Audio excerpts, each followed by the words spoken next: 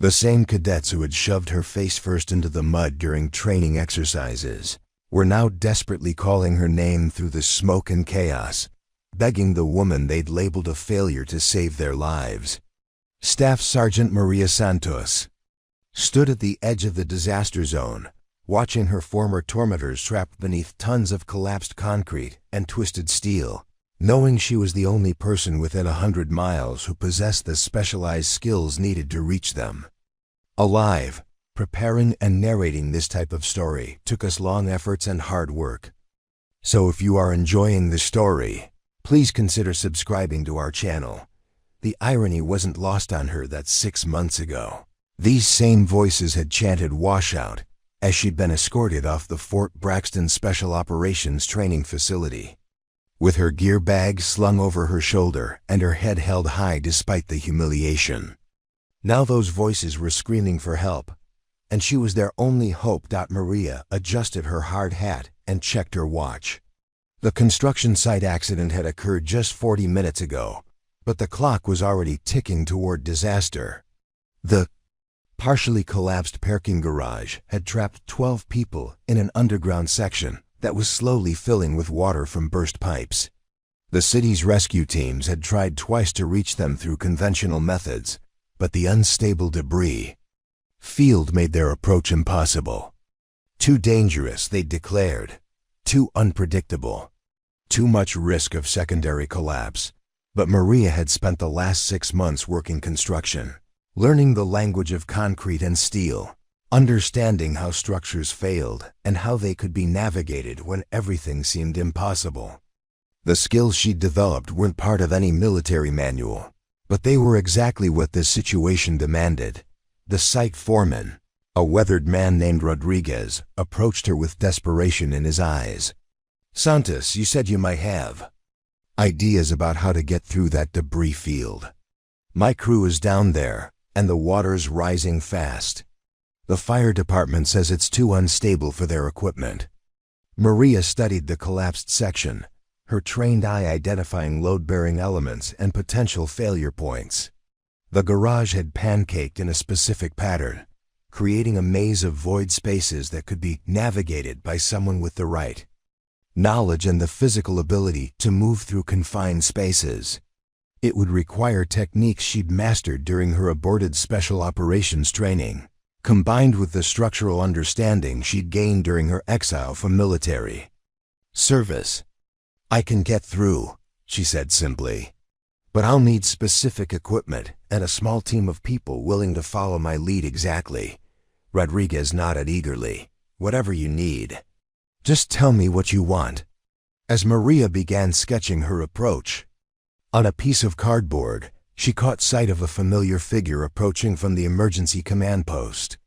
Lieutenant Colonel Anderson, her former commanding officer, was striding toward them with the same disapproving expression she remembered from her final evaluation at Fort Braxton. "What's she doing here?" Anderson demanded, his voice carrying the same contempt that had filled the room during her dismissal hearing. "This is a professional rescue operation, not a place for washouts to play hero." Rodriguez looked confused. "Colonel, she's the only one who thinks she can reach the trapped workers. She understands the structure better than anyone. She understands failure," Anderson replied coldly. "This woman couldn't complete basic special operations training.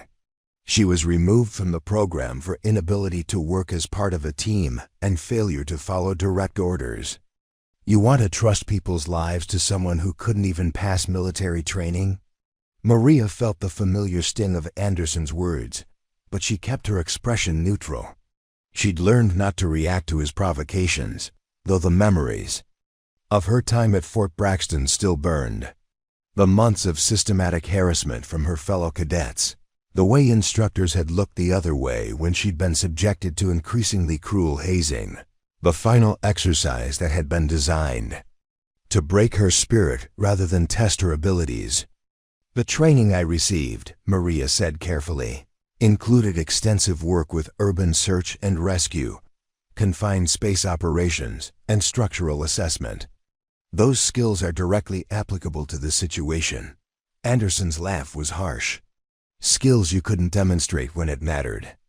Skills that weren't enough to earn you a place among real special operations personnel.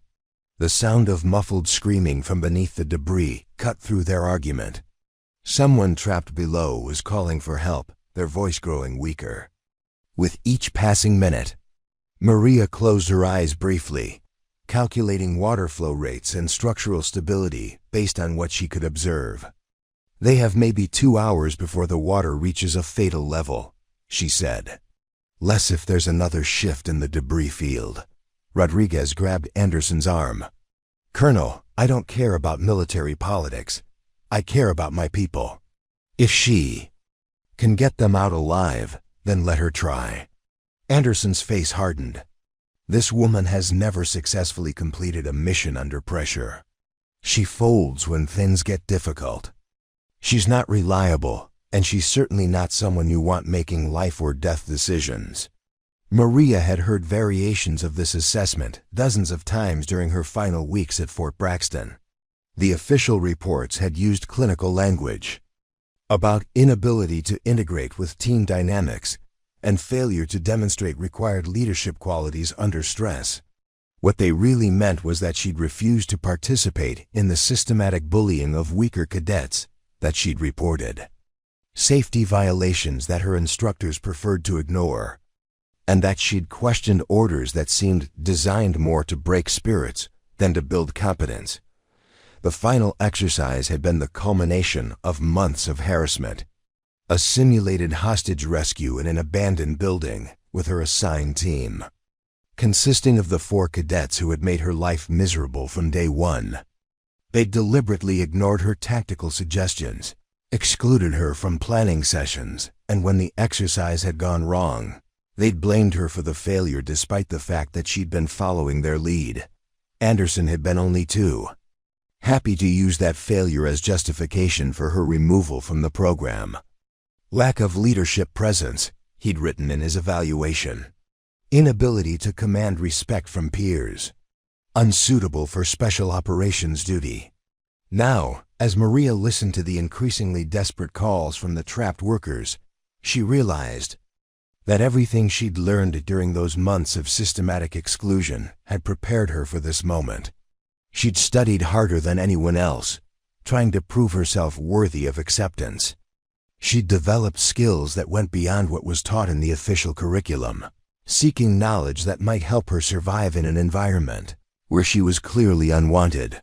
The construction work that had followed her military dismissal had been intended as a temporary refuge, a place to earn money while she figured out her next move. But the months of physical labor had taught her things that no classroom could provide. She understood how buildings were constructed, how they failed, and how they could be navigated when normal access routes were blocked. "Rodriguez," she said, ignoring Anderson's continued protests, "I need 3 volunteers who can follow instructions exactly. A cutting torch, rope, and emergency breathing apparatus. The approach I'm planning will require us to move through spaces that weren't designed for human passage." "You're not authorized to lead a rescue operation," Anderson interrupted. "You're a civilian contractor with no official emergency response training. I'm the person who's going to save those people," Maria replied quietly. "Unless you have a better idea." Anderson's silence was answer enough. The city's emergency responders had already admitted defeat, and military personnel weren't trained for this type of structural rescue. Maria was the only person on site with both the technical knowledge and the physical capability to navigate the collapsed garage.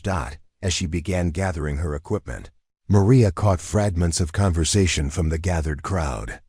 Some of the workers recognized her from her months on various construction sites around the city. "Santos knows her stuff," one of them said. "She's the one who spotted that foundation problem on the Morrison project. Saved us from a major collapse." Others weren't so confident. "She's just a woman who couldn't cut it in the military," someone whispered. "Why are we trusting her with people's lives?" Maria ignored the comments and focused on her preparations. The people trapped below didn't care about her military record or her gender. They cared about getting out alive, and she was going to make sure that happened, regardless of what anyone else thought about her qualifications. Rodriguez appeared at her side with the equipment she'd requested. "You really think you can do this?" Maria tested the rope strength and checked the cutting torch fuel levels. "I know I can do this. The question is whether everyone else will let me." While Rodriguez assembled the volunteer team, Maria walked the perimeter of the collapsed garage, her eyes scanning the debris field with the methodical precision of someone who understood both structural engineering and tactical assessment. She paused at 3 different points, kneeling to examine the way concrete slabs had settled, noting the angles of twisted rebar and the distribution of weight across the unstable pile. "The main collapse occurred here," she murmured to herself, tracing invisible lines across the wreckage with her finger. "Secondary failure here, and this section is being supported by that beam alone." She pulled out her phone and began sketching a rough diagram, marking potential entry points and hazard zones. Lieutenant Colonel Anderson watched her with undisguised skepticism. "What exactly does she think she's doing?" he asked Rodriguez loud enough for Maria to hear. "Playing detective? This isn't a puzzle to be solved. It's a disaster zone that requires professional emergency response." Maria continued her assessment, ignoring the commentary. She'd learned to tune out criticism during her months at Fort Braxton, where every action had been scrutinized and found wanting by those who'd already decided she didn't belong. But the skills she'd developed during those difficult months were serving her well now. "The water entry point is through the broken main on the northeast side," she called out to Rodriguez. "It's flowing into the lower level at approximately 15 gallons per minute, but the debris is creating a dam effect that's causing the water to pool rather than drain." "That's both good and bad news," Rodriguez hurried over to her. "What do you mean?" "Good news is that the water level is rising more slowly than it would in an open space.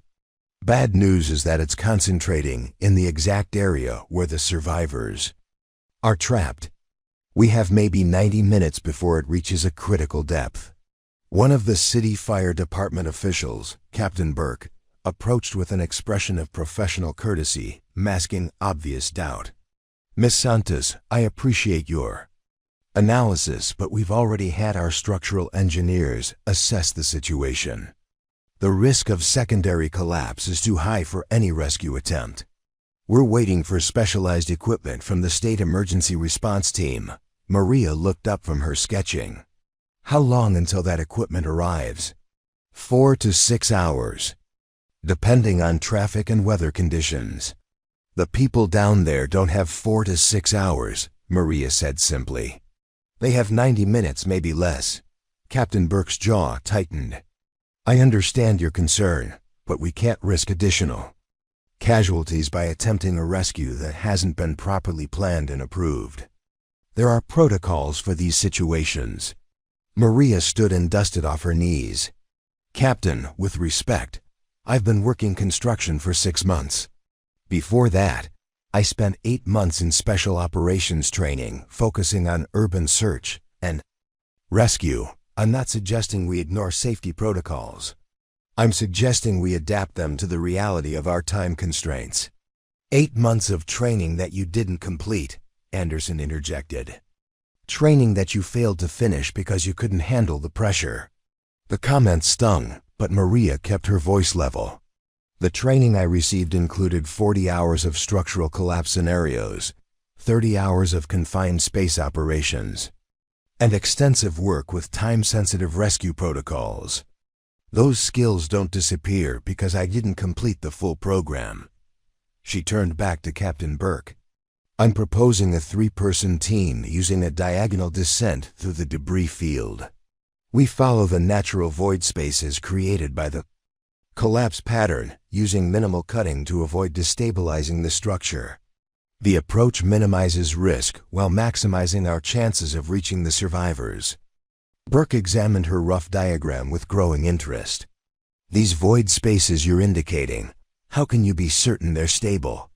"Because I understand how this building was constructed," Maria replied. I worked on the original foundation pour 18 months ago. The structural engineer made specific decisions about beam placement and load distribution that created predictable failure patterns when the collapse occurred. She pointed to different sections of her sketch. The precast concrete panels failed along their connection points, creating a series of triangular spaces. The rebar reinforcement is providing just enough support to maintain those spaces, but not enough to risk secondary collapse if we're careful about weight distribution. Rodriguez leaned closer to examine her work. You're saying you actually helped build this place? I poured concrete for the parking level foundations and helped install the structural steel for the lower levels. I know exactly how the building was put together, which means I know how it comes apart. Anderson's voice carried a note of dismissal. Knowing how to pour concrete doesn't make you a structural engineer. It certainly doesn't qualify you to lead a rescue operation. Maria pulled out her phone and showed him several photos. These are pictures I took during the original construction, documenting some irregularities in the foundation work. The contractor was cutting corners on the rebar spacing, which I reported to the site supervisor. The repairs were made, but they created weak points that influenced how the building collapsed. Captain Burke studied the photos with growing surprise. You documented construction defects? I documented everything, Maria said. It's a habit I developed during military training. Attention to detail, thorough record keeping, anticipation of potential problems. The same skills that got me labeled as difficult to work with because I asked too many questions. She scrolled through more photos on her phone. I have detailed images of the electrical systems, the plumbing layout, the structural connections, and the finish work. I know this building better than anyone else here because I helped create it, and I've been trained to analyze how structures fail under stress. Rodriguez grabbed her arm. Santos, this changes everything. You're not just guessing about the safe passage routes. You actually know the building's weak points. I know more than that, Maria replied. I know exactly where the survivors are located because I know how the collapse pattern would have created survivable spaces. The main void is approximately 30 feet from the northeast corner, at the junction between the old foundation and the new expansion. That's where the building's structural systems created the most stable triangle of debris. Captain Burke looked at his watch. Even if you're right about the location, the approach you're describing would require someone with extensive confined space training and the physical ability to navigate through spaces barely wide enough for a human body. I have that training, Maria said quietly. 8 months of it, including specialized work in urban combat environments, where soldiers have to move through collapsed buildings under enemy fire. The scenarios I trained for were actually more challenging than this situation. Anderson stepped forward. Training scenarios that you failed to complete successfully. Training that ended with you being removed from the program for incompetence. Maria turned to face him directly. Training that ended with me being removed from the program for refusing to participate in hazing rituals and for reporting safety violations that you preferred to ignore. My technical skills were never in question. My willingness to conform to your idea of acceptable behavior was. The accusation hung in the air between them. Anderson's face darkened, but he didn't deny the charge. Instead, he turned to Captain Burke. This woman has a history of insubordination and failure to follow direct orders. She's not someone you want making critical decisions in a high-stress situation. What I have, Maria said, is a history of making decisions based on technical analysis rather than politics, which is exactly what this situation requires. She pointed to her diagram again. The approach I'm proposing takes advantage of the building's original structural design. The diagonal route follows the natural load paths through the debris field, minimizing the risk of additional collapse. The cutting points I've identified are at locations where the structure is already compromised, so removing small sections won't affect overall stability. Captain Burke studied the diagram more carefully. The city engineers said the entire structure was too unstable for any rescue attempt. The city engineers don't know this building like I do, Maria replied. They're making assessments based on general principles and visual inspection. I'm making assessments based on detailed knowledge of the specific structural systems and their likely failure modes. Rodriguez checked his watch. We're wasting time arguing about qualifications. The people down there are running out of air and drowning slowly. If Santos thinks she can get them out, we need to let her try. Anderson's voice carried a note of warning. And when this rescue attempt fails, when someone gets killed trying to follow her plan, who's going to take responsibility for that decision? Maria looked at the collapsed garage, then at the assembled crowd of rescue workers, construction crews, and emergency responders. She could hear the faint sounds of people calling for help from beneath the debris, their voices growing weaker. With each passing minute, I'll take responsibility, she said simply. The same way I took responsibility for every decision one made during military training, even when those decisions went against what my instructors wanted to hear. She gathered her equipment and began checking her safety gear. We're going in. The first volunteer who stepped forward was Danny Reeves, a young construction worker whose calloused hands shook slightly as he reached for the safety harness. I'll go with you, Santos, he said, his voice carrying more conviction than his. Trembling fingers suggested, Miguel's down there. He's got 2 kids at home. Maria nodded approvingly as she adjusted Danny's equipment. Stay close to me, follow my exact movements, and don't take any initiative unless I specifically ask for it. We're going to move slowly and deliberately through spaces that weren't designed for human passage.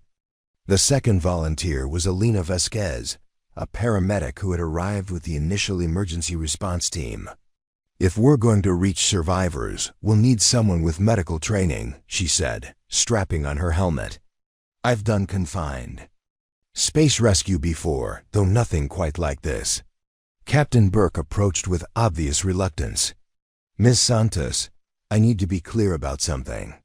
This rescue attempt is not officially sanctioned by the fire department or the city emergency services. If something goes wrong, you're operating without official backing. I understand, Maria replied, testing the strength of her rope system. But the people down there don't care about official backing. They care about breathing air and staying above water. Lieutenant Colonel Anderson made one final attempt to halt the operation. Rodriguez, as the senior military officer on site, I'm ordering you to stop this unauthorized rescue attempt. This woman is not qualified to lead a life-or-death operation. Rodriguez looked at Anderson with barely concealed contempt. Colonel, with respect, you're not in command here. This is a civilian construction site, and these are my people trapped down there. Santos knows this building better than anyone, and she's got the training to navigate through that debris field. Training she never completed, Anderson shot back. Training she failed because she couldn't handle the pressure when lives were on the line. Maria paused in her equipment check and looked directly at Anderson. Colonel, the only life or death situation I failed during training was the one where you ordered me to abandon injured team members because rescuing them would have taken too much time. I chose to save lives instead of following your timeline, and that's why you removed me from the program.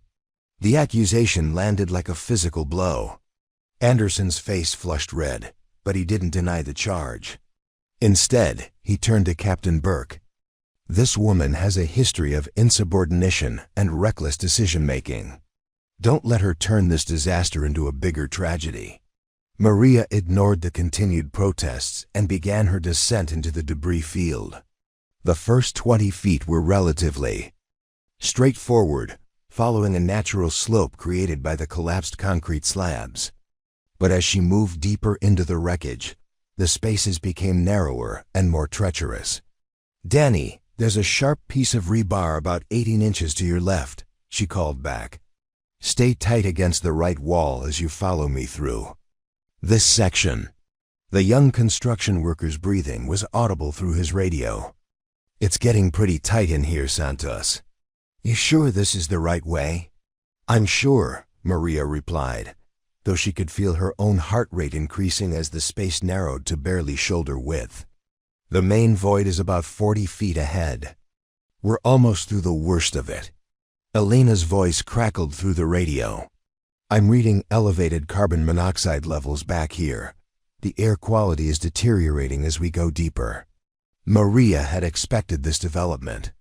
The collapse had disrupted the building's ventilation systems, and the enclosed spaces were accumulating dangerous gases. Switch to emergency breathing apparatus, she ordered. We've got about 30 minutes of air, so we need to move efficiently. As they continued their descent, Maria could hear the voices of the trapped workers growing stronger. Hello, she called out. This is Maria Santos with the rescue team. Can anyone hear me? The response was immediate and desperate. We're here. We can hear you. The water's getting higher. Maria followed the sound of the voices, navigating through a maze of twisted steel and broken concrete. Her mental map of the building's original structure was proving accurate. The collapse had created exactly the pattern of void spaces she'd predicted. How many people are with you? She called out. 12 of us, came the reply. But Carlos has a broken leg, and Mrs. Henderson from the office is having trouble breathing. We need help fast. Maria reached a point where she could see light filtering through the debris ahead. The main survivor space was just beyond a narrow opening formed by 2 concrete slabs leaning against each other. But as she approached the opening, she realized that the structure was more unstable than she'd anticipated. There's a problem, she radioed back to her team. The opening to the main void is blocked by a piece of structural steel that's supporting one of the concrete slabs. If we remove it, we can get through. But there's a risk of partial collapse. Elena's voice was tense. What kind of risk? Maria studied the steel beam, calculating load distributions and failure points. The beam is supporting maybe 2 tons of concrete. If we remove it carefully, the concrete should settle onto the debris pile without blocking our exit route. But if we get it wrong, we could bring down enough material to trap us in here with the survivors. Danny's voice was shaky. Santos, I'm not sure I'm comfortable with those odds. Neither am I, Maria admitted. But the alternative is leaving 12 people to drown while we wait for equipment that won't arrive in time. She could hear Lieutenant Colonel Anderson's voice faintly through the radio, apparently arguing with Rodriguez about the wisdom of continuing the mission. This is exactly the kind of reckless decision-making that got her removed from military service, Anderson was saying. She's going to get people killed. Maria blocked out the criticism and focused on the immediate problem. The steel beam was wedged between 2 concrete slabs at an angle that suggested it could be removed safely if the weight was redistributed correctly. But the operation would require precise timing and coordination. Elena, I need you to position yourself at the base of the left slab, she instructed. When I signal, you're going to use the hydraulic jack to lift the slab about 6 inches. That will take the pressure off the beam so Danny and I can remove it. Elena examined the proposed setup with professional skepticism. Maria, if that concrete shifts the wrong way, we'll all be crushed. Are you absolutely certain about this approach? Maria looked at the trapped workers visible through the narrow opening, their faces streaked with mud and desperation. One of them was Carlos, the injured man she'd been told about. He was pale and obviously in pain, his leg bent at an unnatural angle. Next to him, an elderly woman was coughing repeatedly, her breathing labored in the poor air quality. I'm certain that people are going to die if we don't act, Maria said quietly.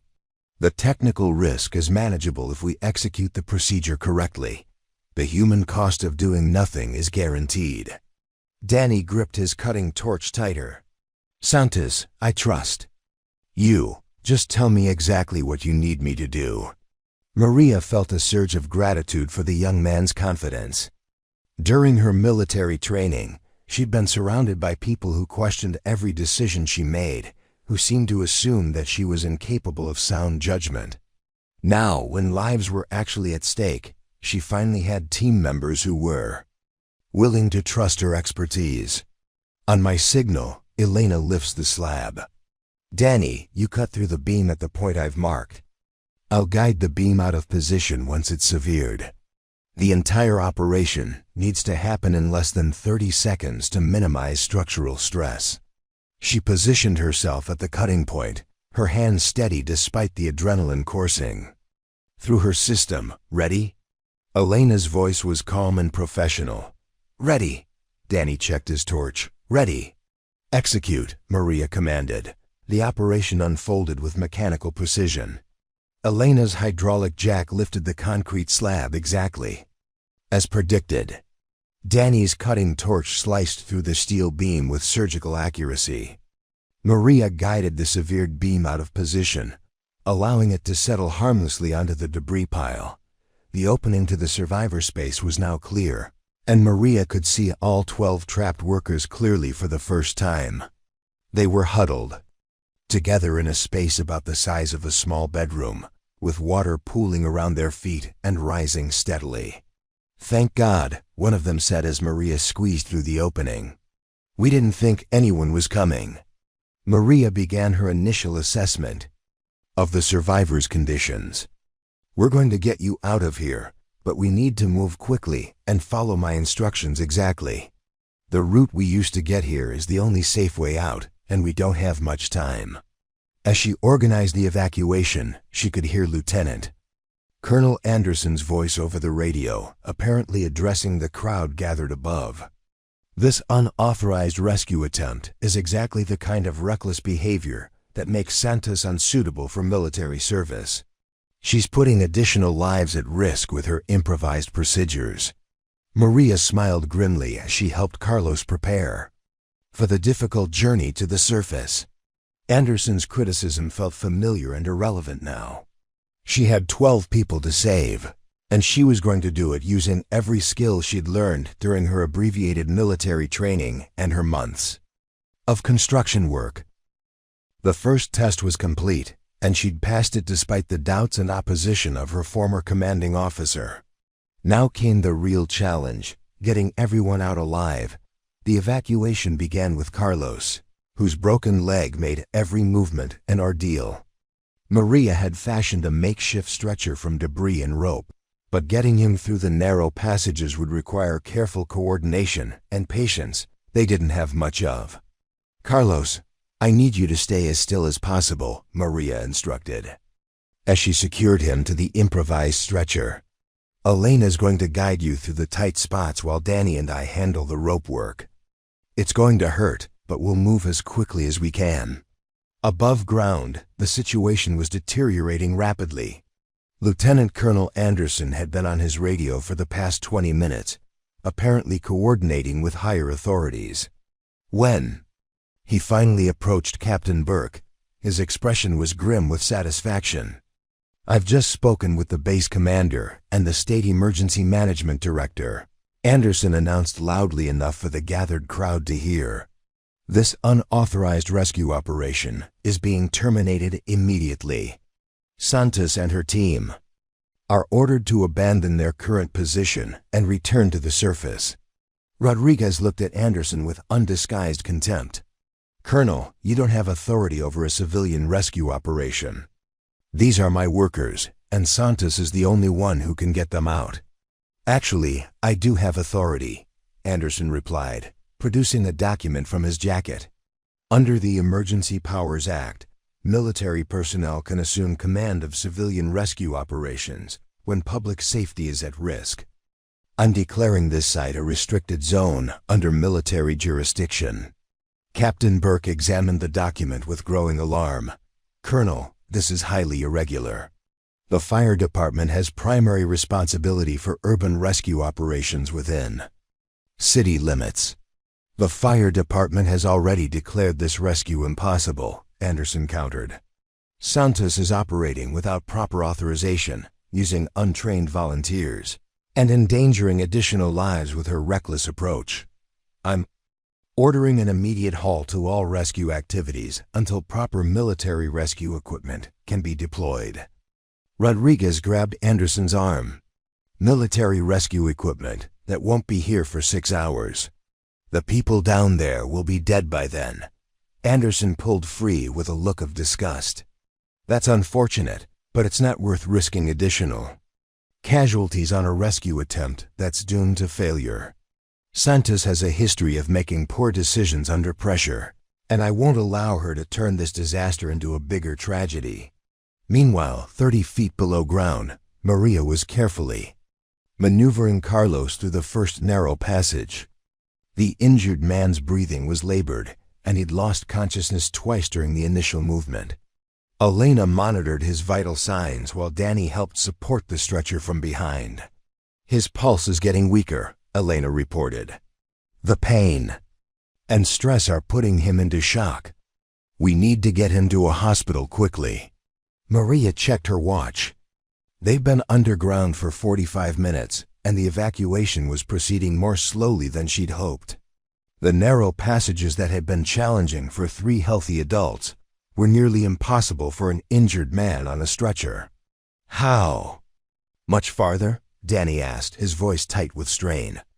About 60 feet to the main opening, Maria replied. But it's going to be the hardest 60 feet. The next section narrows to less than 2 feet wide. Her radio crackled with static. Then Rodriguez's voice came through clearly. Santos, we've got a problem up here. Anderson is claiming military authority over the rescue operation. He's ordering you to abort the mission and return to the surface immediately. Maria paused in her rope work, feeling a familiar surge of anger. Rodriguez, tell the colonel that I'm not under military jurisdiction. I'm a civilian contractor conducting a civilian rescue operation. That's not exactly true, came Anderson's voice over the radio. You're still subject to military authority under the terms of your discharge agreement. I'm ordering you to abandon this reckless mission and return to the surface with your team. Maria looked at Carlos, whose face was pale and clammy in the dim light. Behind him, she could see the other survivors waiting anxiously for their turn to be evacuated. The water level in their shelter had risen another 6 inches since she'd arrived, and time was running out. Colonel, she said into her radio, I have 11 people down here who are going to die if I follow your orders. I'm not abandoning them. You're not abandoning them, Anderson replied. You're returning to the surface so that properly trained military rescue personnel can take over the operation. Military rescue personnel who won't be here for 6 hours, Maria shot back. These people don't have 6 hours. The radio was silent for a moment, then Anderson's voice returned with a note of cold authority. Staff Sergeant Santos, you are in direct violation of a lawful order. If you continue this unauthorized rescue operation, you will be subject to court-martial and imprisonment. I'm giving you one final chance to comply with my instructions. Maria felt the weight of the threat. Anderson still had the power to destroy her life, to send her to military prison for insubordination. But she also felt the weight of Carlos's unconscious body on the stretcher, the trust of the people depending on her to save them. Colonel, I'm no longer Staff Sergeant Santos, she said quietly. I'm a civilian who knows how to save these people. And I'm going to do it regardless of your threats. Above ground, the confrontation was escalating. Rodriguez had called his construction crew together, and they were facing off against a group of military police officers who had apparently arrived with Anderson. The tension was palpable, with workers on one side and uniformed personnel on the other. This is ridiculous, shouted one of the construction workers. Santos is the only one who can get our people out, and you're stopping her because of some military politics. Anderson's voice was cold and professional. I'm stopping her because she's demonstrated throughout her career that she makes poor decisions under pressure. She's going to get people killed with her improvised rescue attempt. She's going to save people. Elena's voice crackled through the radio from below ground. We've got Carlos stabilized, and we're making progress toward the exit. The other survivors are ready for evacuation. But even as Elena spoke, Maria was discovering a new problem. The passage she'd identified as their exit route was partially blocked by debris that had shifted during their earlier operations.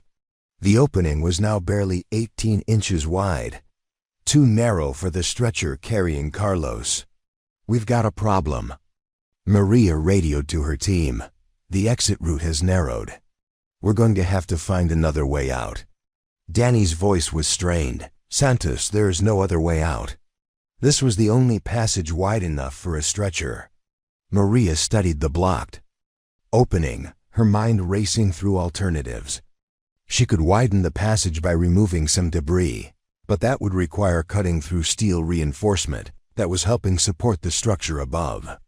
The risk of collapse was significant, but leaving Carlos behind wasn't an option. Elena, can Carlos survive being moved without the stretcher? She asked. Elena checked the injured man's vital signs. Not recommended. His leg is badly broken, and moving him without proper support could cause internal injuries. We need to get him out on the stretcher or risk losing him. Above ground, Captain Burke was engaged in a heated argument with Anderson about jurisdiction and authority.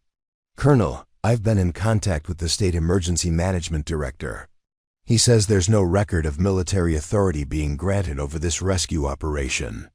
Anderson's jaw tightened. The paperwork is being processed. In the meantime, I'm acting under emergency powers to prevent additional casualties. The only casualties are going to be the people Santos is trying to save, Rodriguez interrupted.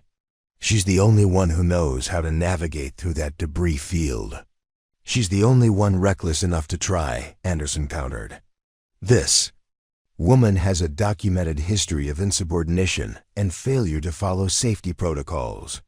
She was removed from special operations training, specifically because she couldn't be trusted to make sound decisions under pressure. One of the construction workers, a man named Peterson who had worked with Maria on several projects, stepped forward.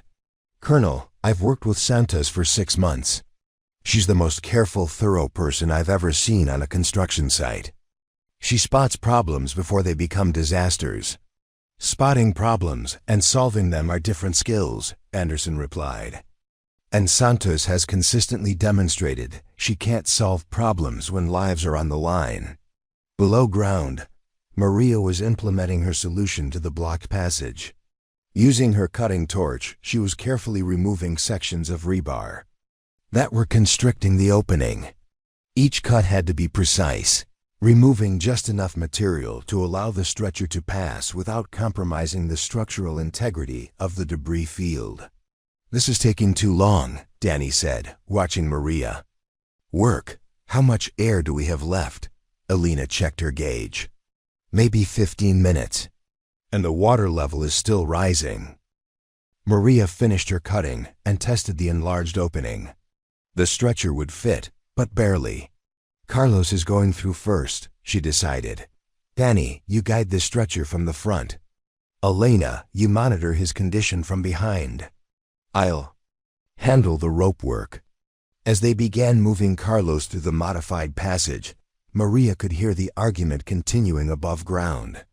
Anderson was apparently bringing in additional military personnel to secure the site, while Rodriguez was organizing the construction workers to resist what they saw as an illegal interference with the rescue operation.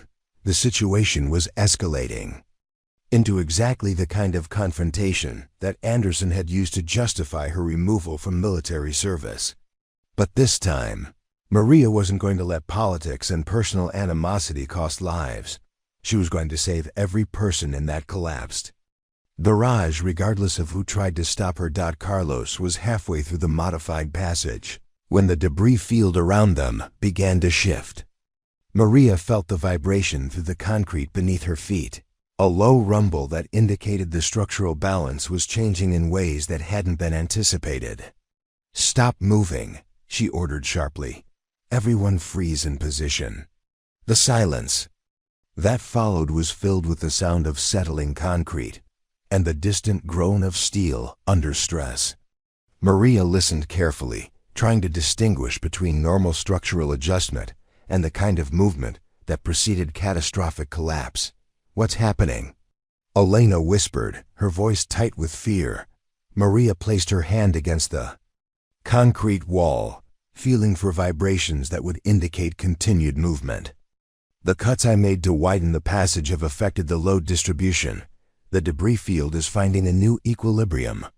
Danny's voice was strained. "Is that good or bad?"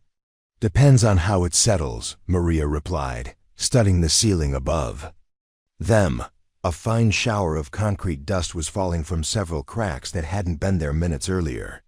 "We need to move Carlos through the passage quickly, before the structure shifts any further." Above ground, Lieutenant Colonel Anderson was addressing the crowd of construction workers and emergency responders with military precision. "I want everyone to understand the gravity of this situation.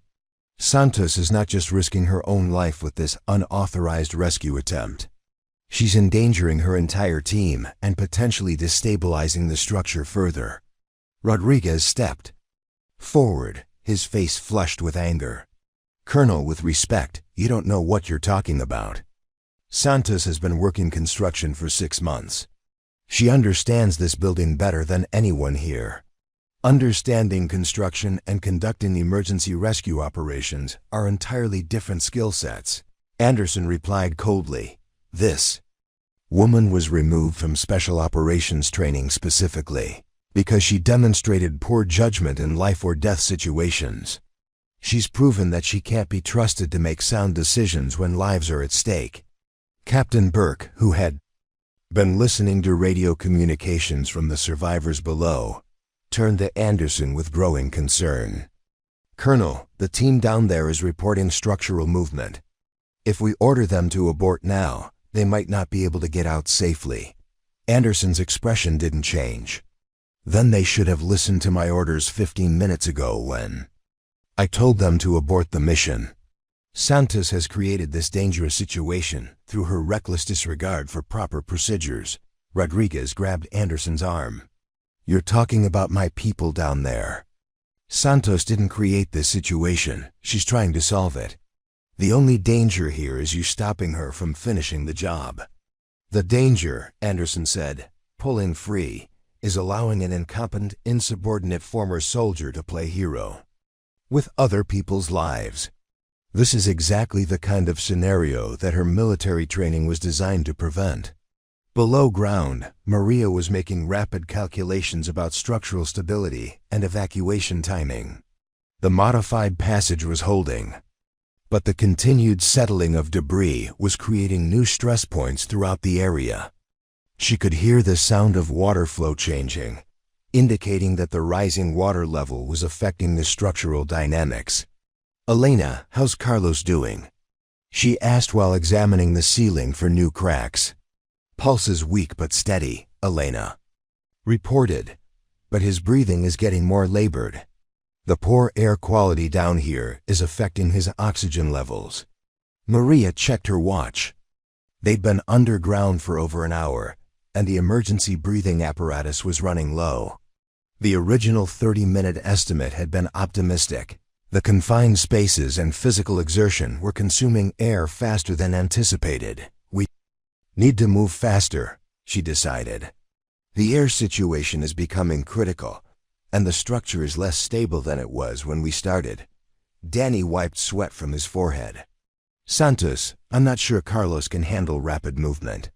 Every time we jostle the stretcher, he goes deeper into shock." Maria looked at the injured man, whose face was pale and clammy despite the cool air underground. Elena was right. Rapid movement could kill him. But slow movement might kill all of them if the structure continued to deteriorate. Her radio crackled with static, then Anderson's voice came through clearly. "Santos, I'm going to give you one final opportunity to comply with my orders. Abort the rescue mission immediately and return to the surface with your team. This is your last chance to avoid court-martial and imprisonment. Maria stared at the radio, feeling the weight of the threat. Anderson had the power to destroy her life, to send her to prison for disobedination. But she also had the power to save 12 lives, if she was willing to pay the price. "Colonel," she said into the radio, "I have 11 people down here who are going to die if I follow your orders. I'm not leaving them." "You're not leaving them," Anderson replied. "You're returning to the surface so that properly equipped military rescue personnel can take over the operation." "Military rescue personnel who don't exist," Maria shot back. "You said yourself that proper equipment won't be here for hours. These people don't have hours." The radio was silent for a moment, then Anderson's voice returned with cold finality. "Staff Sergeant Santos, you are hereby placed under military arrest for insubordination, reckless endangerment, and conduct unbecoming. If you continue this unauthorized rescue operation, you will be subject to the full penalties of military law." Maria felt the familiar surge of anger that had gotten her into trouble during her military training. Anderson was using the same tactics he'd employed then: threats, intimidation, and abuse of authority to force compliance with orders that made no practical sense. "Colonel, I'm no longer subject to military law," she said quietly. "I'm a civilian, conducting a civilian rescue operation, and I'm going to complete this mission regardless of your threats." Above ground, the situation was escalating beyond Anderson's control. Rodriguez had called in additional construction workers from other sites, and they were facing off against the military police officers that Anderson had brought with him. The tension was palpable, with both sides clearly prepared for confrontation. "This is insane," shouted one of the workers. "You're going to let people die because of some military politics?" Anderson's voice carried the authority of someone accustomed to unquestioned obedience. "I'm preventing additional deaths by stopping an incompetent rescue attempt. Santos has already demonstrated that she can't be trusted with life or death decisions. She's demonstrated that she can make the hard decisions that you're too cowardly to make," Rodriguez replied. "These are real people down there, not training exercises. They need someone who's willing to take risks to save them. They need someone who's willing to follow proper procedures," Anderson countered. "Someone who understands that safety protocols exist for good reasons. Santos has never shown that understanding." Captain Burke, who had been monitoring the situation below ground, suddenly stepped forward with alarm. "Colonel, I'm getting reports of significant structural movement. The team down there says the debris field is becoming increasingly unstable." Below ground, Maria was experiencing the reality of that instability. The passage they'd carved through the debris was beginning to narrow as the weight above shifted and settled. What had been a tight but manageable squeeze was becoming a potentially fatal trap. "The ceiling is dropping," Elena reported, her voice tight with fear. "We need to get Carlos through this passage now, or we're all going to be trapped down here." Maria looked at the narrowing space, then at Carlos's unconscious form on the stretcher. The injured man needed careful handling, but the deteriorating structure wasn't going to wait for medical considerations. "Danny, grab the front of the stretcher," she ordered. "Elena, monitor his vital signs but be ready to move fast. We're going to push through this passage quickly, regardless of the risk to Carlos. It's better to risk injuring him further than to let him die down here." As they began the rapid extraction, Maria could hear Anderson's voice over the radio, apparently addressing the crowd above. "This is exactly what I was afraid of. Santos has created a situation where she's forced to choose between proper medical care and speed. People are going to die because of her poor planning." Maria gritted her teeth and continued pulling Carlos through the narrowing passage. Anderson's criticism felt familiar and irrelevant. She'd heard similar assessments during her military training, always focused on her failures to follow established procedures rather than her ability to achieve mission objectives. "We're through," Elena announced as they cleared the narrowed section. Carlos is still alive, but his condition is deteriorating rapidly.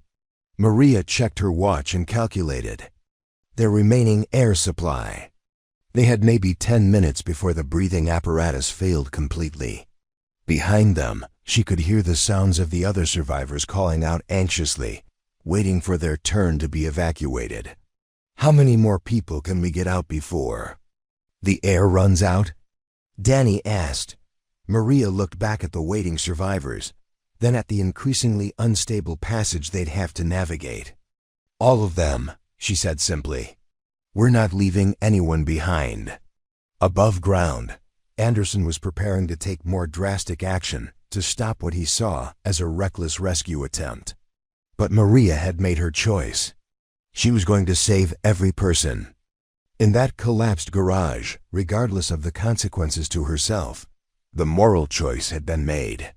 Now came the test of whether she had the skill and determination to see it through. Carlos was barely conscious when they finally brought him to the surface, his breathing shallow and his pulse erratic. The paramedics immediately took over his care, but Maria didn't have time to watch their efforts. She could hear the voices of the remaining survivors calling from below, their panic evident as the water level continued to rise. Elena, how's our air supply? She asked, checking her gauge. 8 minutes, maybe 10 if we're conservative with our movements. Elena replied, her face grim behind her mask. But that's not enough time to get everyone out. Maria looked at the narrow passage they'd just navigated, now partially collapsed from the structural shifts. The route that had been challenging with one injured person would be nearly impossible. With 10 frightened survivors, some of whom were injured or elderly. We need to establish a relay system, she decided. Danny, you stay at the midpoint between here and the survivor space. Elena and I will shuttle people to your position. Then you can guide them to the surface while we go back for the next group. Above ground, Lieutenant Colonel Anderson was implementing his own solution to what he saw as an uncontrolled situation. He'd established a perimeter around the rescue site and was preventing additional rescue equipment from reaching the area. Colonel, the city fire department is requesting access to bring in emergency air supplies, Captain Burke reported. The team below is running out of breathing apparatus. Anderson's expression was cold and determined. Negative. I'm not going to enable this unauthorized rescue operation by providing additional resources. Santos created this dangerous situation, and she needs to deal with the consequences. Rodriguez stepped forward, his anger barely contained. Colonel, you're going to let people die to prove a point about military authority? These are innocent civilians who need help. These are people who are going to die because Santos ignored proper procedures and created a situation she can't control. Anderson replied, the responsible thing to do is to call off this rescue attempt before more people get hurt. The responsible thing to do is to help her complete the mission, Rodriguez shot back. She's the only one who knows how to navigate through that debris field. Below ground, Maria was discovering that her relay system was more complicated than anticipated. The survivors were in various states of physical and emotional distress, and not all of them were capable of making the difficult journey through the confined passages. Mrs. Henderson has severe claustrophobia, reported Janet, one of the office workers. She's refusing to enter the passage. Says she'd rather stay here and take her chances with the water. Maria looked at the elderly woman, who was pressed against the far wall of the survivor space with terror in her eyes. The water had risen to mid-calf level, and the confined space was becoming increasingly uncomfortable as carbon dioxide levels built up. Mrs. Henderson, I understand this is frightening, Maria said gently, but the water is going to continue rising. We need to get you out of here. The elderly woman shook her head vigorously. I can't go through those tiny spaces. I'll panic and get stuck. You'll have to leave me here. Elena checked her medical supplies, looking for something that might help calm the frightened woman. I have some mild sedatives, but they might affect her ability to follow instructions during the Evacuation. Maria studied the situation, calculating risks and alternatives. Mrs. Henderson's refusal to cooperate wasn't just a problem for her own safety. It was affecting the morale of the other survivors and slowing down the entire evacuation process. "We'll come back for Mrs. Henderson," she decided. "Janet, you're next. The passage is going to be tight, but if you follow my instructions exactly, you'll be fine." The evacuation continued with mechanical precision, but each person presented new challenges. Miguel, another construction worker, had injured his shoulder during the initial collapse and couldn't use his left arm to pull himself through the narrow spaces. Sarah, a young intern, had a panic attack halfway through the passage and had to be talked through her fear step by step. "My air gauge is showing red," Danny reported from his position at the midpoint. "We've got maybe 3 minutes left."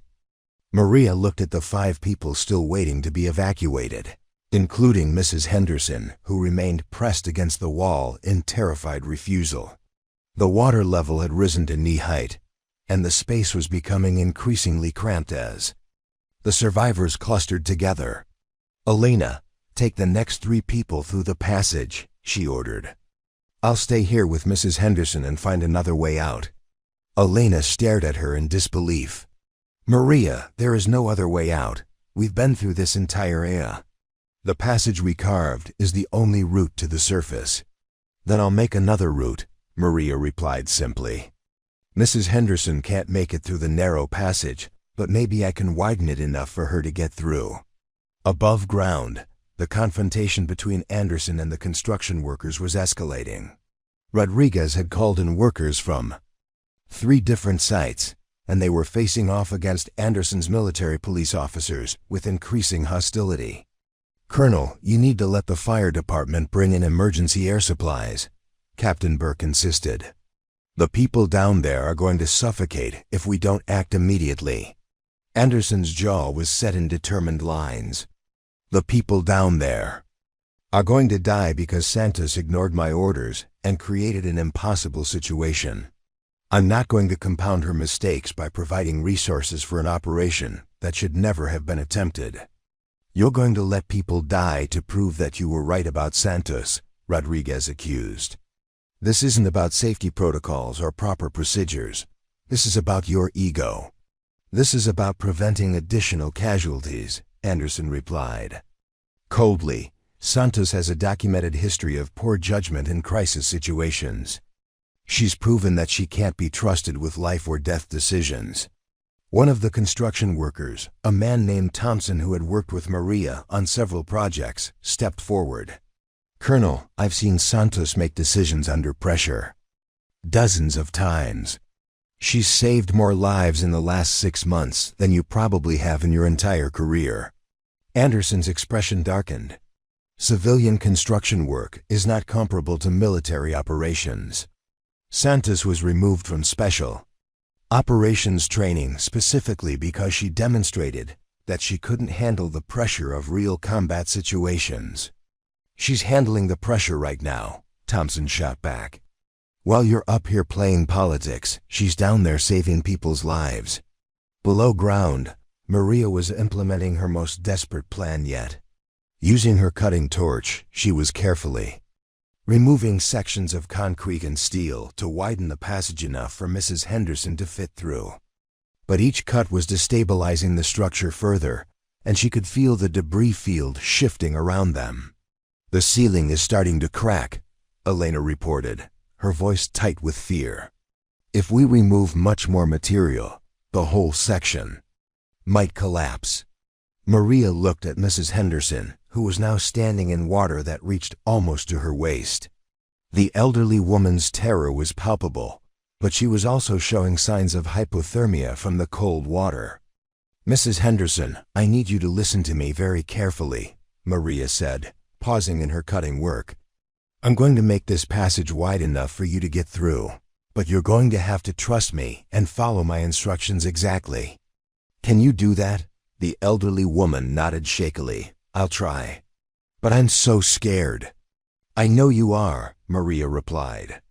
But I've gotten 8 people out safely already, and I'm going to get you out too. You just have to trust me."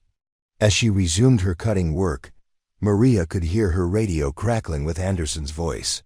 He was apparently coordinating with his military police officers to prevent any additional rescue equipment from reaching the site. "All emergency personnel are to maintain their current positions," Anderson was saying. "No one is to provide assistance to the unauthorized rescue operation currently in progress." Maria gritted her teeth and continued working. Anderson's interference was making an already dangerous situation potentially fatal, but she wasn't going to let his politics cost lives. She'd get Mrs. Henderson out, then return for the remaining survivors, regardless of what orders came from above, preparing and narrating. This type of story took us long efforts and hard work. So if you are enjoying the story, please consider subscribing to our channel. The cutting work was almost complete when she heard a new sound, the groan of steel under extreme stress. The modifications she'd made to the passage were affecting the structural integrity of the entire debris field, and the carefully balanced pile of concrete and steel was beginning to shift in unpredictable ways. "We need to move now," she announced. "Mrs. Henderson, the passage is as wide as I can make it. Elena, you guide her through while I shore up the ceiling." As they began the final phase of the evacuation, Maria realized that Anderson's predictions about her creating an impossible situation were coming true. But she'd also realized something else. Impossible situations were exactly what her military training had prepared her for. She was going to save every person in that collapsed garage, even if it killed her. Mrs. Henderson was trembling violently as Elena guided her through the widened passage, her claustrophobia fighting against her desperate need to escape the rising water. Maria used her body to brace a section of concrete ceiling that was sagging dangerously, feeling the immense weight pressing down on her shoulders. "I can't do this," Mrs. Henderson whispered, her voice barely audible. "The walls are too close. I'm going to get stuck." "You're not going to get stuck," Elena said firmly, pulling the elderly woman forward inch by inch. "Maria made this passage specifically for you. Just keep moving toward my voice." Above ground, Captain Burke was making a discovery that would change everything. While Anderson had been focused on the rescue operation, Burke had been making phone calls to verify the colonel's authority to intervene in civilian emergency response. What he'd learned was disturbing. "Rodriguez," Burke called out urgently, "I need to speak with you privately." The construction foreman looked annoyed at being pulled away from monitoring the rescue operation. "Captain, unless this is about getting air supplies to the people down there, I'm not interested. It's about Colonel Anderson's authority to interfere with this rescue," Burke said quietly. "I just got off the phone with the state emergency management director. There's no record of military authority being granted for this operation." Rodriguez stared at Burke in disbelief. "What are you saying?" "I'm saying that Anderson is acting without proper authorization," Burke replied. "But that's not the worst part. I also spoke with the base commander at Fort Braxton. Anderson is currently under investigation for abuse of authority and discrimination. He's not supposed to be involved in any operations involving female personnel." The revelation hit Rodriguez like a physical blow. "You're telling me that Anderson is sabotaging this rescue operation to settle a personal score with Santos?" "I'm telling you that Anderson has a documented history of using his authority to target women who challenge his decisions," Burke said. "Santos isn't the first female soldier whose career he's destroyed. She's just the first one who's had the opportunity to prove him wrong." Meanwhile, 30 feet below ground, Maria was discovering the full extent of Anderson's interference. Her radio had been picking up fragments of conversations between the colonel and his military police officers, and what she was hearing made her blood run cold. "Cut the power to the emergency lighting around the rescue site," Anderson was ordering. "I want this area secured against additional unauthorized access." "Sir, that will make it impossible for the rescue team to see when they reach the surface," one of the officers replied. That's the point, Anderson said coldly. Santos has created a dangerous situation through her reckless disregard for proper procedures. I'm not going to enable her continued insubordination by providing assistance. Elena's voice crackled through Maria's radio from somewhere in the passage ahead.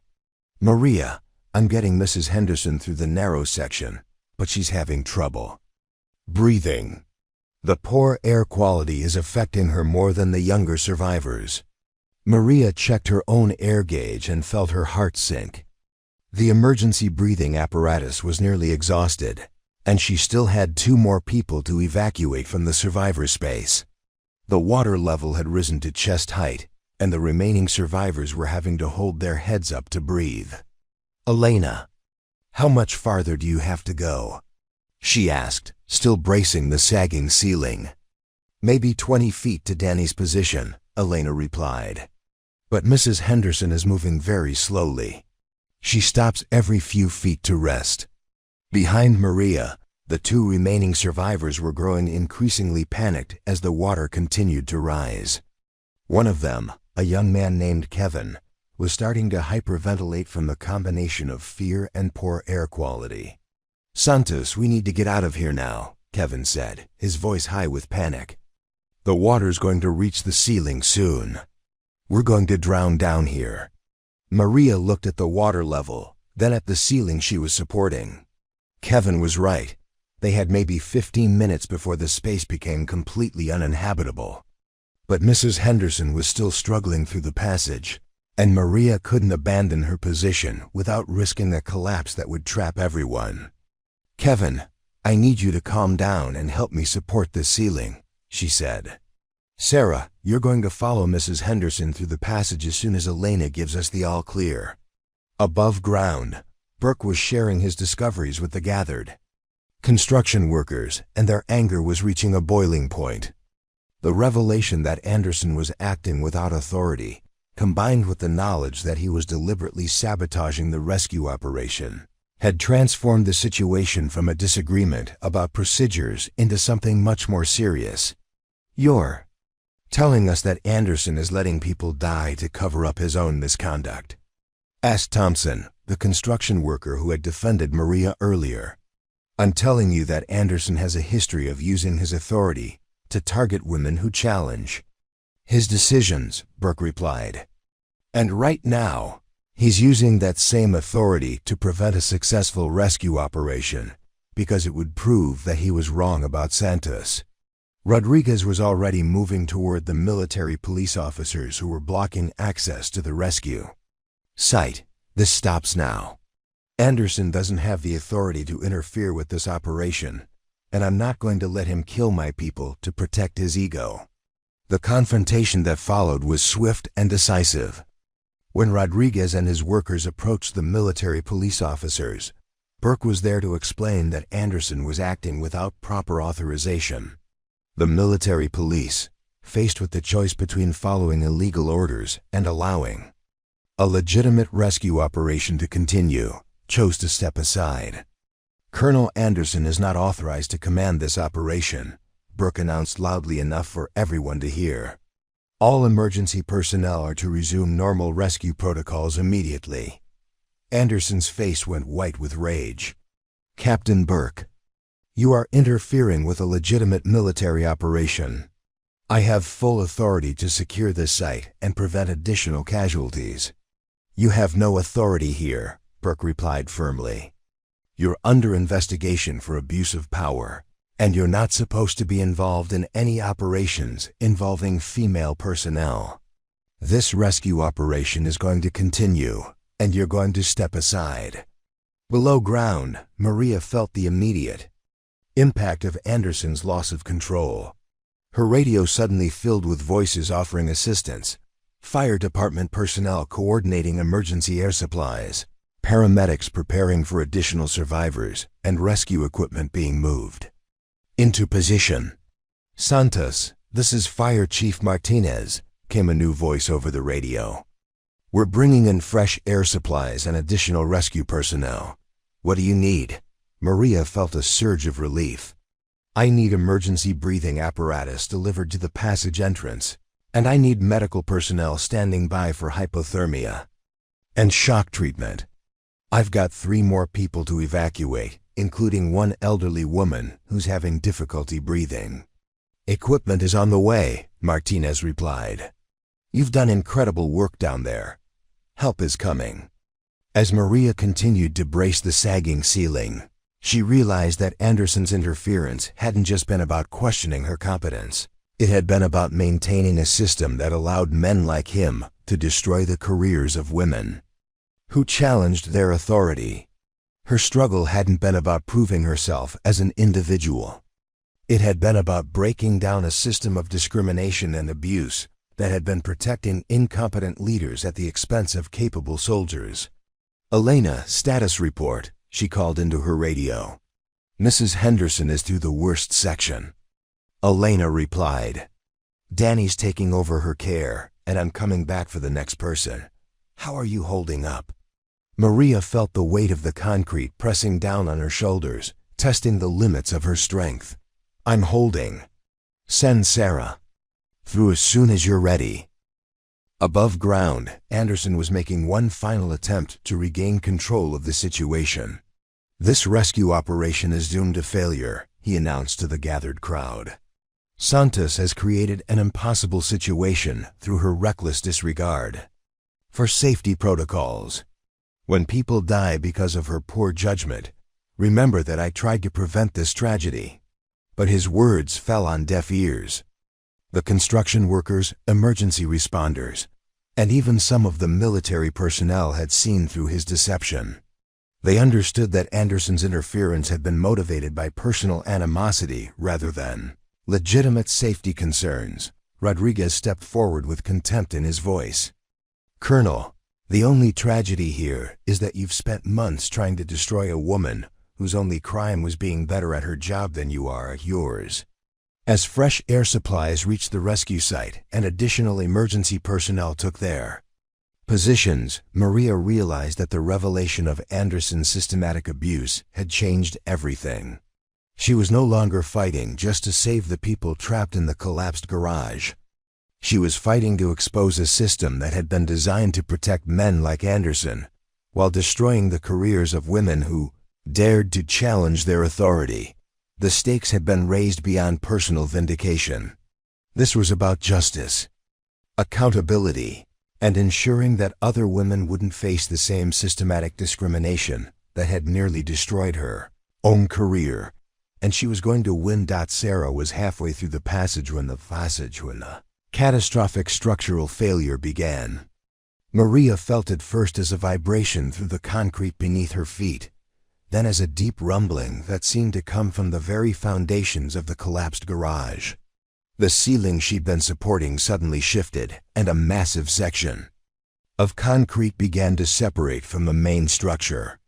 "Everyone out now," Maria shouted into her radio, using every ounce of her strength to prevent the ceiling from collapsing completely. "The whole section is going to come down."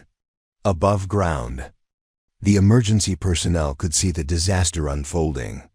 The entire northeastern section of the collapsed garage was beginning to sink, creating a domino effect that threatened to bring down the remaining structure. Fresh cracks were appearing in the concrete, and the sound of groaning steel filled the air. "The rescue team is trapped down there," Fire Chief Martinez reported urgently. "The passage they've been using is collapsing, and there's no other way out." Captain Burke grabbed his radio. "Santos, this is Burke. What's your status?" Maria's voice came through strained with physical effort. "I'm holding a section of ceiling that's about to collapse. Sarah's in the passage, and I've got Kevin still with me in the survivor space. The water level is rising faster now. Something's changed in the drainage pattern." Rodriguez studied the collapsing structure with growing horror. "If that section comes down, it'll crush everything underneath. Santos and the people with her will be buried alive." The fresh air supplies that had been rushed to the site were now useless. The passage that Maria's team had been using was no longer accessible. The emergency breathing apparatus that had been delivered couldn't reach the trapped rescuers, and time was running out rapidly. "We need to evacuate the entire area," Martinez announced. "This collapse is spreading. The whole structure could come down at any moment." "No," Rodriguez said firmly. "We're not abandoning Santos. She saved 9 people already. We're going to find a way to get her out." Below ground, Maria was experiencing the full weight of the crisis literally and figuratively. The concrete ceiling she was supporting felt like it weighed several tons, and her muscles were beginning to fail from the sustained effort. But she could see Sarah's feet disappearing into the passage ahead, and she knew that releasing her hold would trap the young woman between fallen concrete slabs. "Elena, how close is Sarah to Danny's position?" she asked, her voice tight with strain. "She's almost there," Elena replied. "But the passage is starting to narrow again. The structural movement is affecting the opening." Kevin, the last survivor in the space with Maria, was standing in water that now reached his chest. His panic was evident as he watched Maria struggle to hold up the ceiling. "Santos, you need to let go and get out of here. The water's going to reach the ceiling in a few minutes." "I can't let go until Sarah clears the passage," Maria replied through gritted teeth. "If this ceiling drops, she'd be crushed." Above ground, Anderson was watching the disaster unfold with a mixture of satisfaction and horror. His prediction that Santos would create an impossible situation was coming true, but even he hadn't anticipated the scale of the potential tragedy. "This is exactly what I was afraid of," he said to anyone who would listen. "Santos has created a situation where multiple people are going to die because of her reckless decision-making." But his words carried no authority now. The construction workers and emergency personnel had seen through his deception, and they were focused on finding a way to save the people trapped below. Captain Burke was coordinating with the fire department to bring in heavy lifting equipment. "Can we use hydraulic jacks to stabilize the structure long enough to get them out?" "The collapse is too extensive," Martinez replied.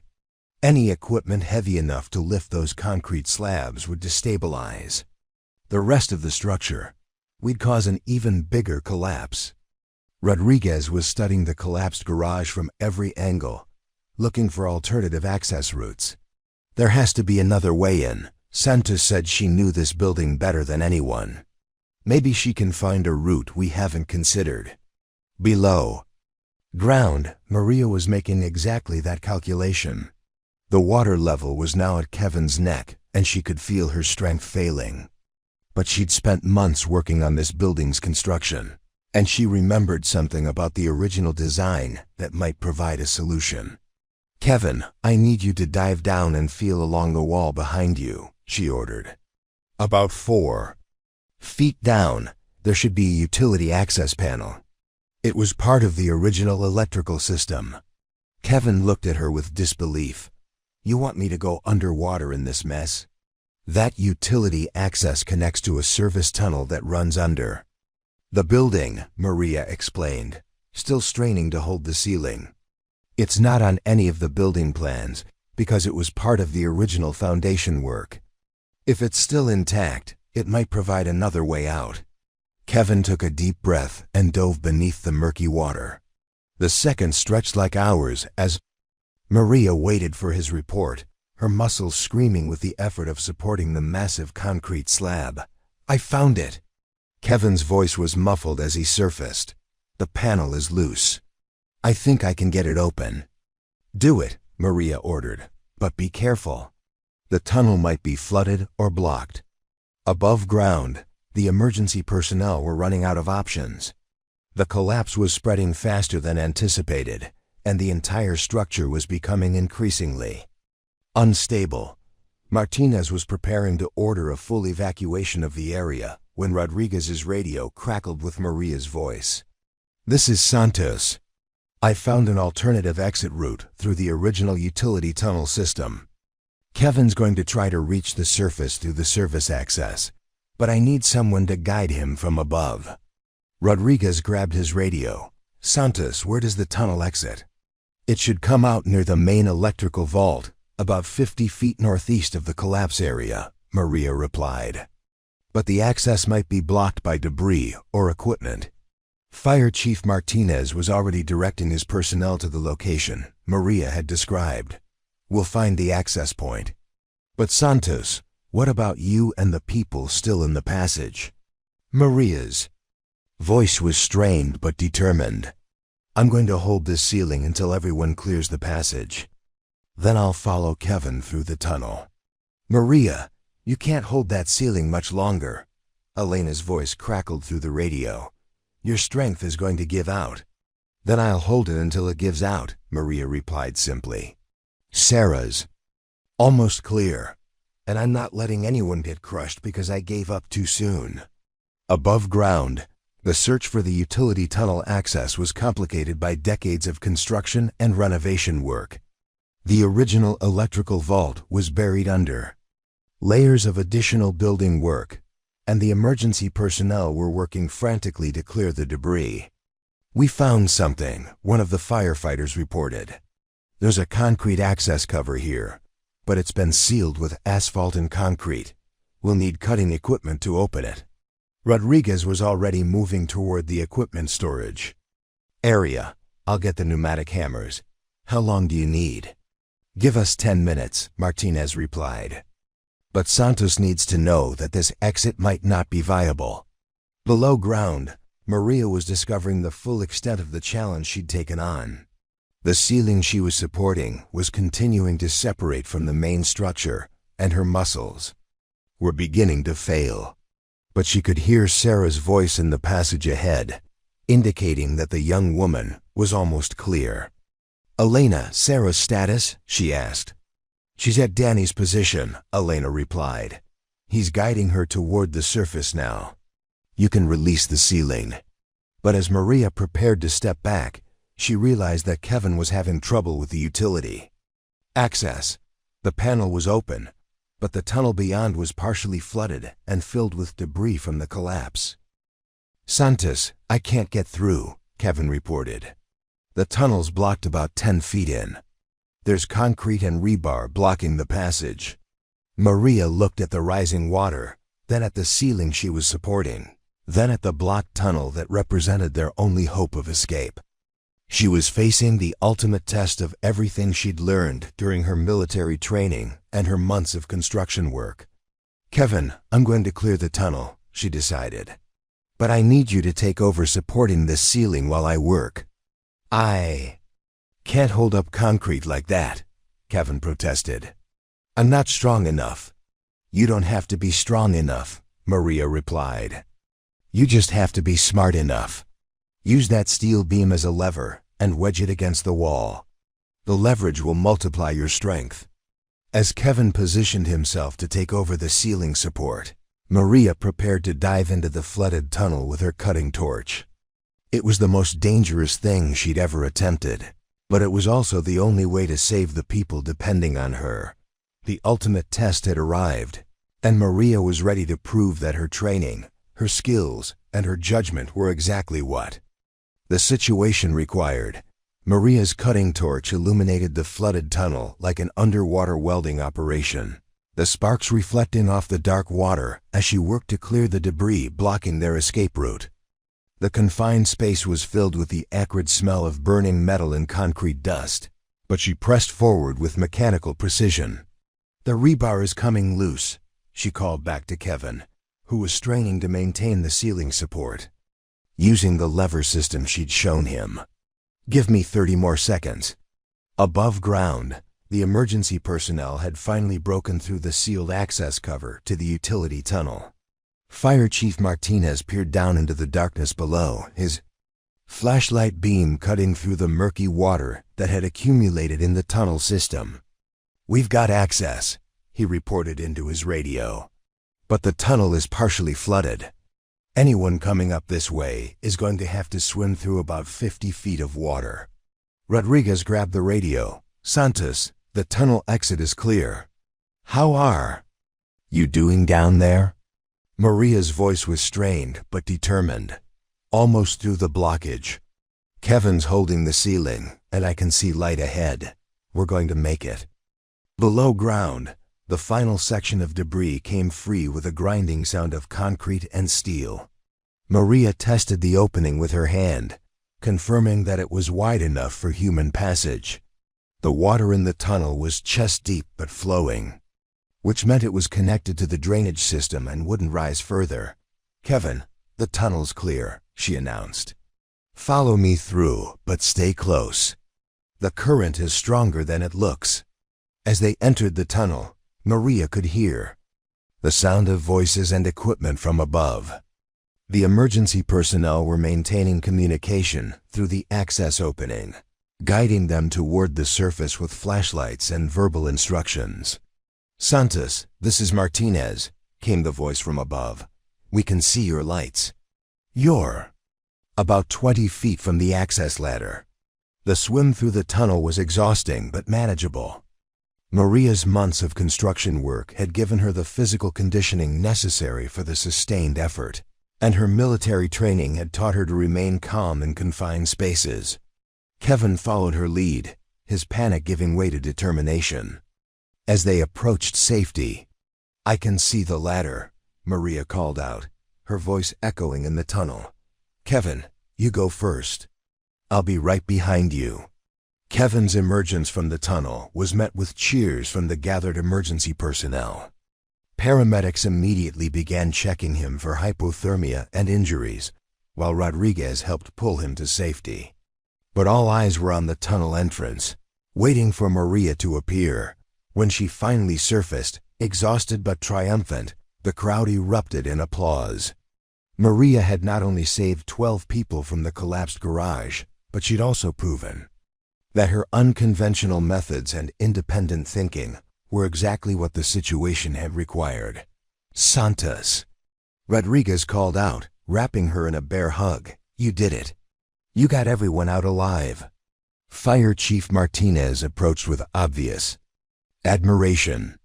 "That was the most impressive rescue operation I've seen in 20 years of emergency response. Your knowledge of the building structure and your ability to adapt to changing conditions saved lives that we would have lost with conventional methods. But the most significant recognition came from an unexpected source." Captain Burke approached with a folder of documents and a serious expression. "Miss Santos, I've been in contact with the base commander at Fort Braxton and the State Emergency Management Director. They want to speak with you about what happened here today." Maria looked at the folder with curiosity. "What kind of documents?" "Evidence of Colonel Anderson's misconduct," Burke replied. "Your rescue operation today has exposed a pattern of abuse and discrimination that goes back years. The military is conducting a full investigation, and your case is going to be central to their findings." Across the emergency site, Lieutenant Colonel Anderson was being escorted away by military police officers.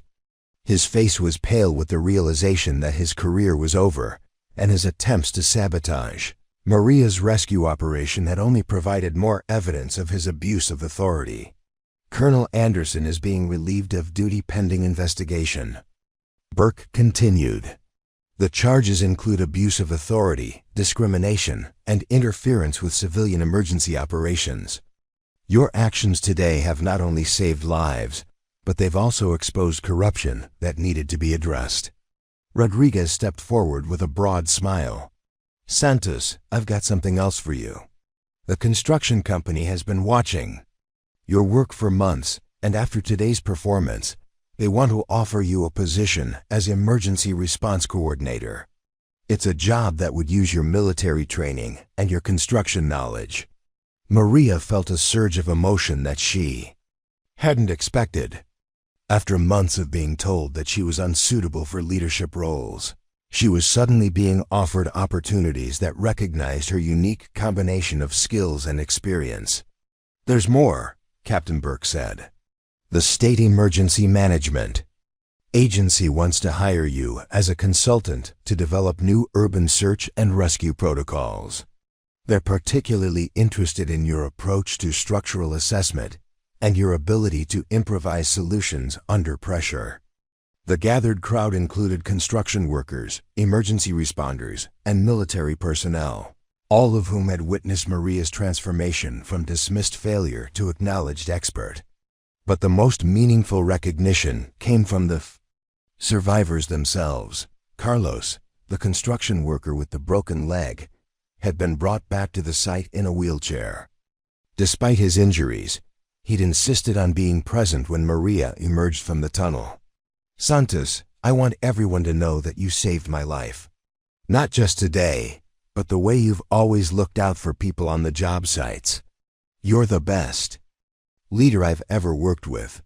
Mrs. Henderson, the elderly woman who had been terrified of the narrow passages, was standing with her family members who had rushed to the scene. "This woman risked her life to save me," she said, her voice carrying clearly across the crowd. "She stayed with me when I was too scared to move, and she made sure I got out safely.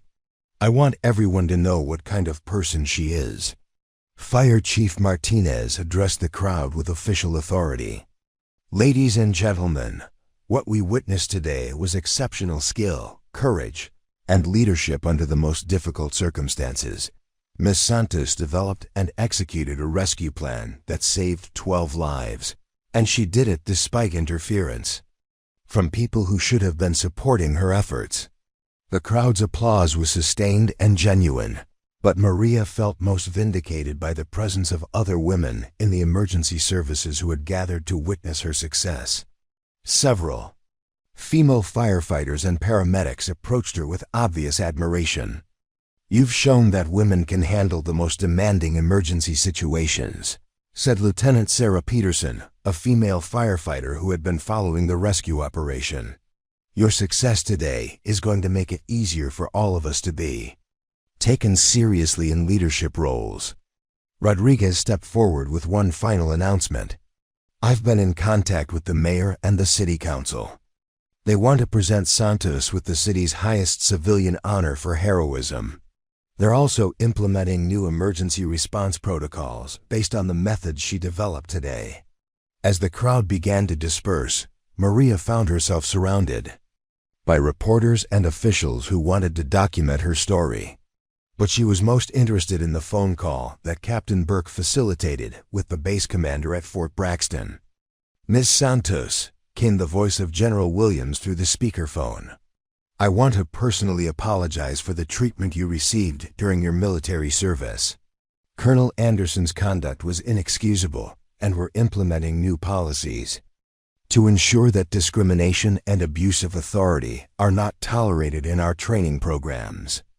The general continued, "I'm also authorized to offer you the opportunity to return to military service with full restoration of your rank and the chance to complete your special operations training under proper supervision. The skills you demonstrated today are exactly what the military needs in its leadership." Maria looked at the collapsed garage, then at the emergency personnel who were still working to secure the site, then at the construction workers who had supported her throughout the crisis. She realized that she'd found her place in the world, and it wasn't necessarily in the military structure that had tried to break her spirit. "General, I appreciate the offer," she said, "but I think I can serve better in the civilian emergency response community. There's work to be done here that uses all of my skills and experience." As the sun set over the rescue site, Maria stood with Rodriguez and the other emergency responders, planning the next phase of recovery operations. She was no longer the dismissed failure who had been escorted off the Fort Braxton training facility. She was a recognized expert whose unconventional methods had saved lives and exposed corruption. The vindication was complete, but Maria knew that the real work was just beginning.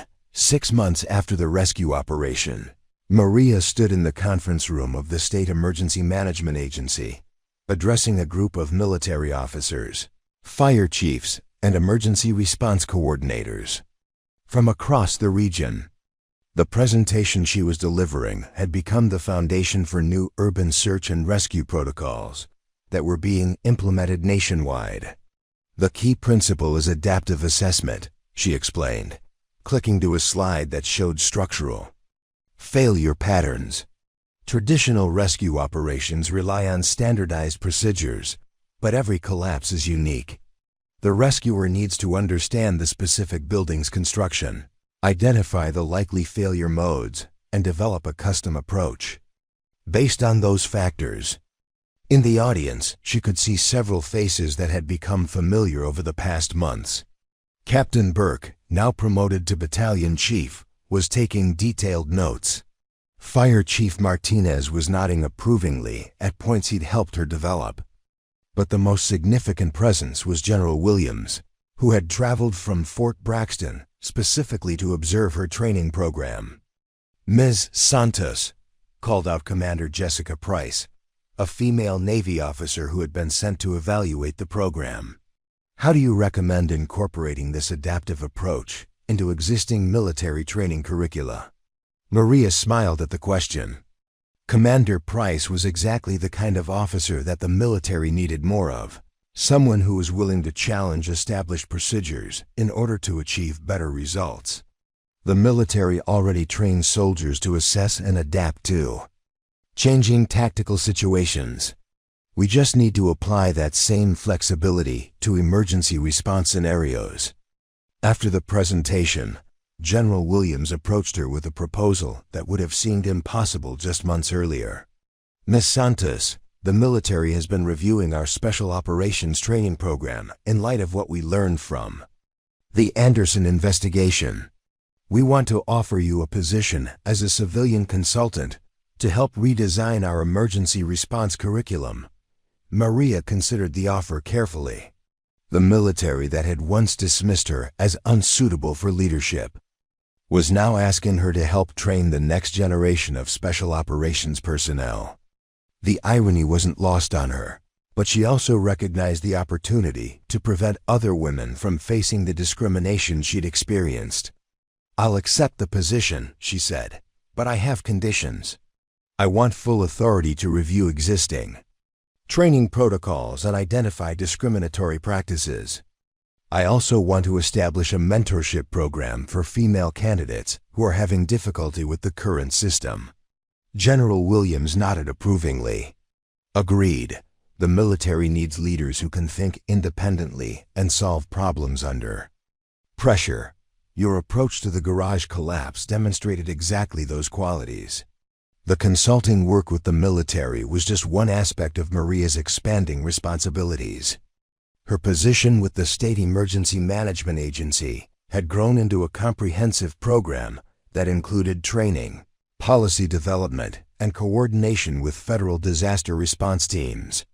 But the most rewarding aspect was the mentorship program she'd established for women in emergency services.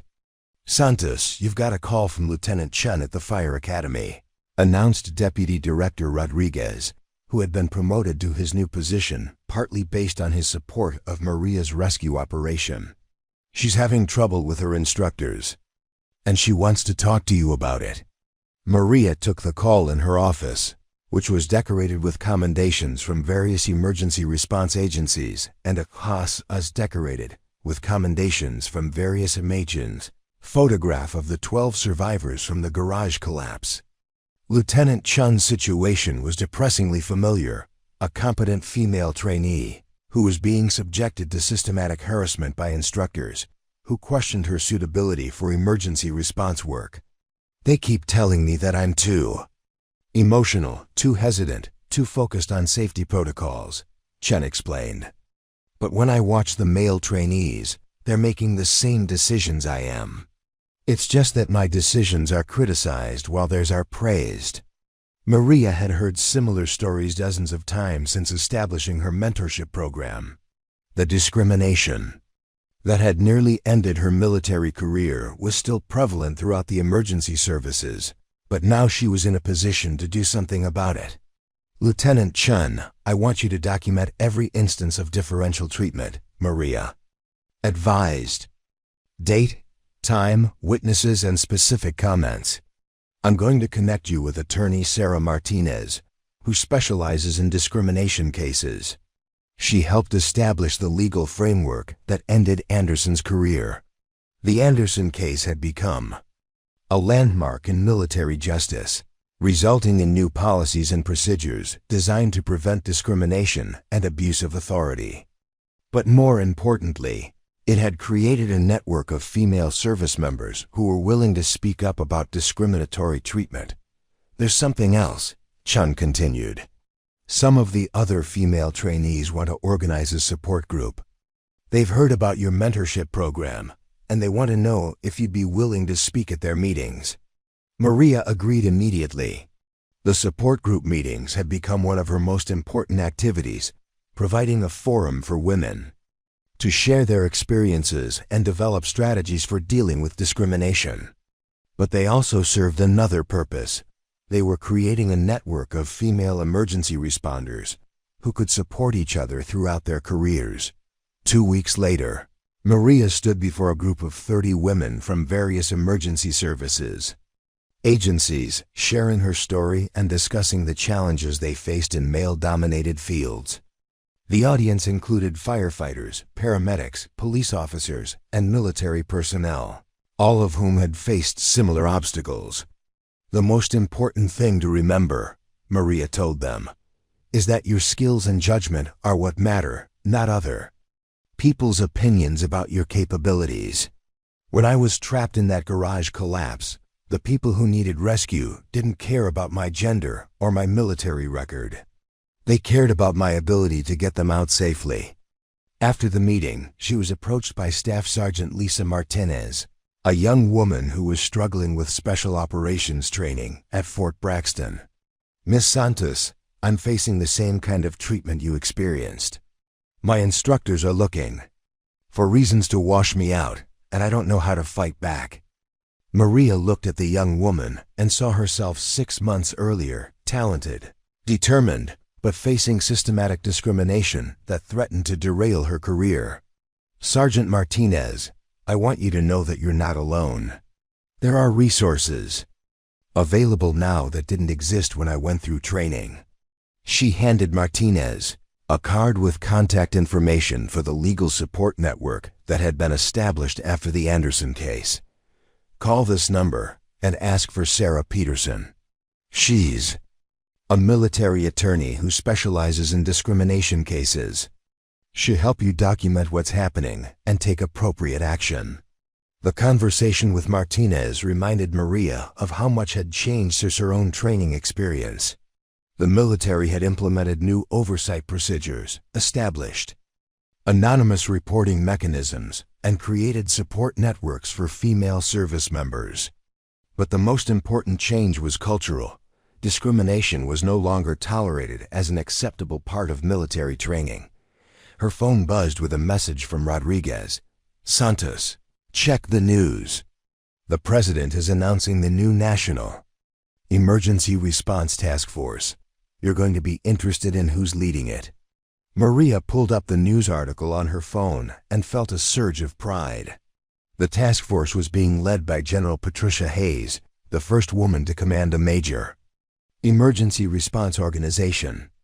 The article mentioned that the task force would incorporate the adaptive assessment methods that had been developed by civilian consultant Maria Santos. As she read the article, Maria realized that her influence was extending far beyond the individual women she mentored or the specific training programs she'd helped develop. The methods she'd pioneered during the garage collapse were becoming standard practice throughout the emergency response community. Her office phone rang, and she answered to find Carlos, the construction worker she'd rescued, on the other end. Santos, I wanted to let you know that my daughter just graduated from the fire academy. She told me that one of her instructors mentioned you during her training, said you were proof that the best leaders are the ones who can think outside the box. Maria smiled at the news. Carlos's daughter represented the next generation of emergency responders, women who would grow up in a system that had been changed by the battles that Maria and others had fought. There's something else, Carlos continued. The construction company is naming their new emergency response division after you. They want to honor the person who showed them that safety isn't about following rules blindly. It's about understanding the situation and making the right decisions. As Maria hung up the phone, she looked out her office window at the city skyline. Somewhere out there, women were training to become firefighters, paramedics, and military officers. Some of them would face the same discrimination she'd experienced. But they would also have resources and support that hadn't existed before. The door to her office opened, and Lieutenant Commander Price entered with a smile. "Maria, I just got word from the Pentagon. The new emergency response protocols you developed are being implemented throughout all military branches.